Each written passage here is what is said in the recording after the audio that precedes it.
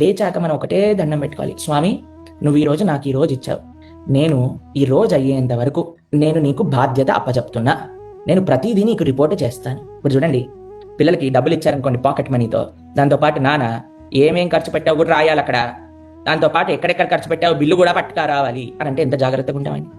అందుకే ప్రతిరోజు ప్రొద్దున లేవగానే మాకు ఒక ప్రాక్టీస్ ఉంటుందండి, భక్తులందరికీ తెలిసి ఈ విషయం.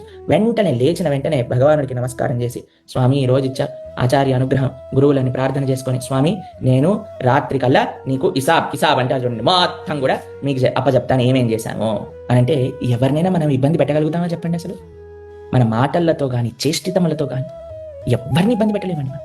ఎందుకంటే స్వామి చూస్తున్నాడు అనే భావన మనకు ఉంటుంది కాబట్టి. అందుకే భక్తులు ఎప్పుడు కూడా ఎవరిని ఇబ్బంది పెట్టరట.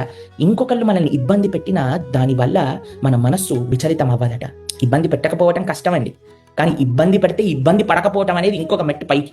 ఎందుకో తెలుసా అండి, ఇది ఎలా సాధ్యం అవుతుందో తెలుసా అండి? ఒకళ్ళ నేచర్ అర్థం చేసుకోవడానికి. వీళ్ళు ఇంతే, ఇంకా మారరు, వీళ్ళ కర్మ అని అంటారు చూడండి కొంతమంది కొన్నిసార్లు.